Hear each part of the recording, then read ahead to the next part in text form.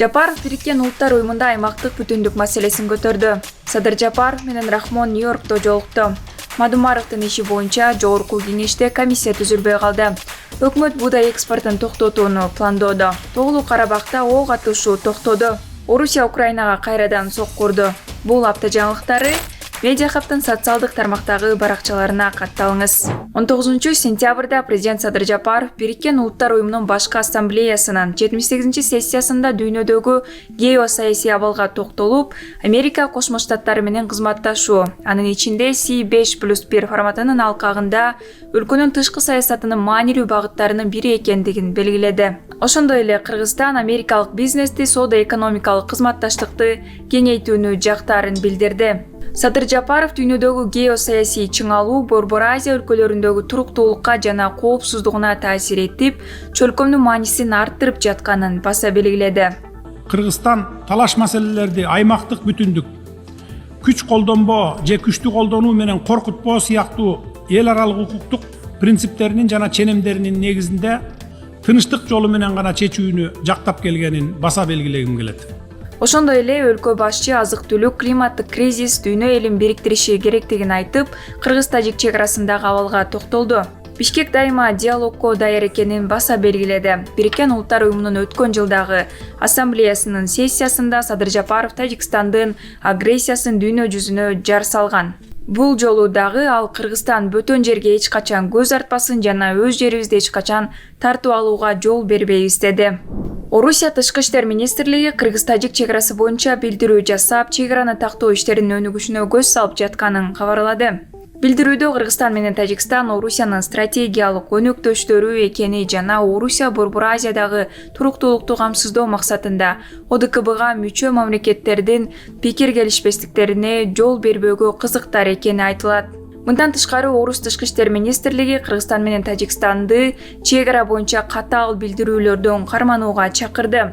Буга чейин Улуттук коопсуздук мамлекеттик комитетинин башчысы Камчыбек Ташиев Кыргыз бийлиги чек ара боюнча жаңы документтерди тапканын, көптөгөн жер коңшу өлкөгө өтүп кеткенин, ошол кагаздардын негизинде аныктап бере аларын айтып, эгер Тажикстан Кыргызстанга карата айрым чек ара дооматтарынан баш тартпаса, Кыргыз тарап тарыхый документтердин негизинде коңшу өлкөгө укуктук жактан доомат койсо болоорун билдирген.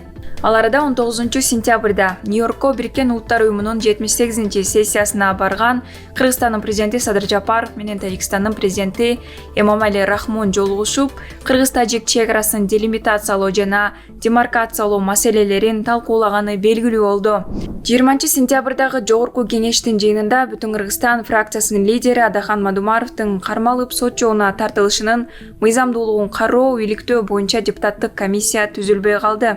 Депутат Гуля Кожокулова буга чейин парламентте Асылбек Жээнбеков, Өмүрбек Текебаев жана башка саясатчылар кармалган учурда комиссия түзүлүп келгенин, бул кадимки эле көрүнүш экенин белгилеп, кесиптештерин демилгени колдоого чакырды. Бул сунушту Альянс, Ынтымак, Иман Нуру, Ишеним фракциялары жана элдик депутаттык тобу колдоду. Бийликчил Ата журт Кыргызстан жана Мекенчил фракциялары комиссиянын ишине катышуудан баш тартты. Вице-спикер Нурбек Сыдыгалиев депутаттык комиссиянын курамына 7ден кем эмес депутат кирсе, комиссия түзүлөрүн белгиледи. Депутат Дастан Бекешев өздүн бир мандаттуу округдун өкүлү катары комиссияга сунуштады. Сунуш добушка коюлганда катталган депутаттардын 40-ы макул, 11-и каршы добуш берди. Төраганын орун басары Нурбек Сыдыгалиев комиссия түзүү үчүн 46 добуш керек экенин айтып, сунуш өтпөй калганын билдирди. Буга чейин депутаттар Эмил Токтошов жана Жанар Акаев Улуттук коопсуздук мамлекеттик комитетинин тергөө абагына кирип Мадумаров менен жолугуп чыккан. Акаев Мадумаровду ден соолугуна байланыштуу абакта кармоого болбойт экенин айтып, бийлик саясий оппоненттерди түрмөгө камабай, сындан туура жыйынтык чыгарганды үйрөнүшү керектигин белгиледи. Адахан Мадумаров парламентте болсо, кайра жакшы болмок. Эмне мындай сындагандан адам туура жыйынтык чыгарыш керек да. Эми парламентте отурса, ошол жерде өкмөттү сындап кемчилиги болсо айтып турганы жакшы да. Ал кишини эл ошон үчүн парламентке жөнөттү, тандады. Ошондуктан мен ойлойм, ушул саясий оппоненттерди түрмөгө тыгуу бул азыркы бийликтин чоң катасы.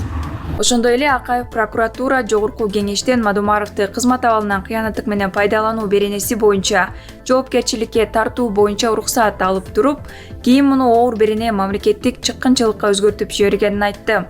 Ал эми Эмиль Токтошов азыркыга чейин Мадумаров мыйзамдуу суракка алына электигин белгиледи. Бүтүн Кыргызстан фракциясынын лидери Адахан Мадумаров 2-сентябрда кармалып, 24 октябрга чейин Улуттук коопсуздук мамлекеттик комитетинин тергөө абагына камалган.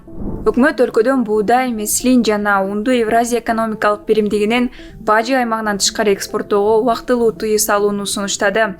Министрлер кабинети кабыл алган токтомдо мындай аракеттер өлкөнүн азык-түлүк коопсуздугун камсыз кылуу жана унга болгон бааларды турукташтыруу максатында иштелип чыкканы жазылган. Токтом кабыл алынганда экспорт 6 айга токтойт. Буга чейин парламентте нандын, ундун баасы кымбаттаганы боюнча маселе көтөрүлгөн. Буга өкмөт башчынын орун басары Бакыт Төрөбаев жооп берип, удай тартыштыгы жок экенин, казак уну гана кымбаттап жатканын билдирген.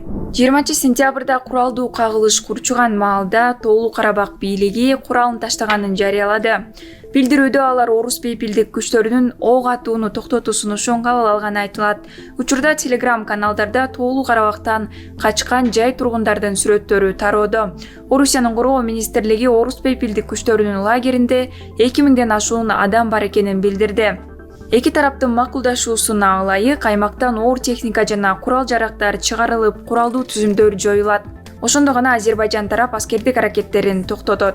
Армян бийлигинин маалыматы боюнча, чатак башталгандан бери республикада 30дай адам, анын ичинде 2 карапайым тургун наут болуп, кеминде 200дөй адам жарадар болгон. Азербайжан тарап мындай сандарды тастыктаган жок. Буга чейин 20-сентябрдын таңында Азербайжан Тоолуу Карабактын аймагына ракеталык жана артиллериялык сокку уруну улантып жатканын кабарлаган.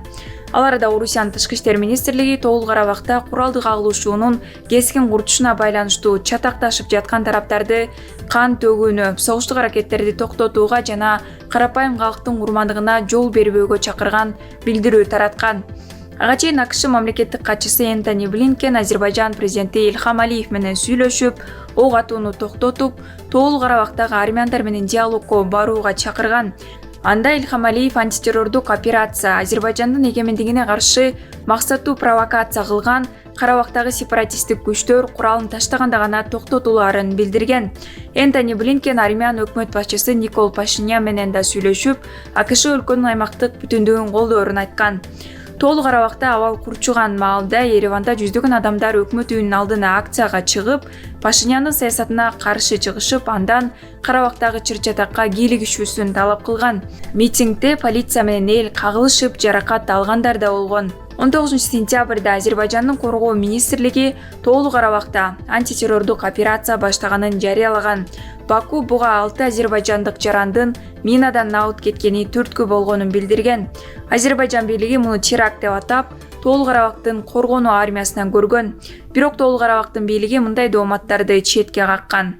Белгилей кетсек, 2022 жылы Ереван Тоолуу Карабакты Азербайжандын аймагынын бөлүгү катары тааныган. Орусия 20-сентябрга караган түнү Украинанын аймактарына кайрадан чабуул жасады.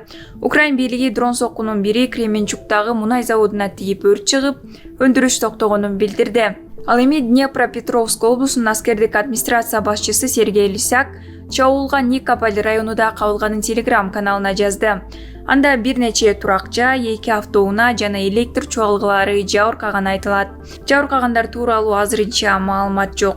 Буга чейин Украинанын президенти Владимир Зеленский Бириккен Улуттар уюмунун башкы ассамблеясынын жыйынына катышуу үчүн Америка Кошмо Штаттарына баратканда, Орусия Украинанын Львов шаарына шахет учкучсуз учактары менен бир нече саатка созулган чабуул жасап, 1 адам наут болгон. Дүйнөдөгү, Кыргызстандагы маанилүү кабарларды мен Нурайдай айтып бердим. Медиа Хабтын социалдык тармактагы баракчаларына катталып, лайк басып, пикириңизди калтырыңыз.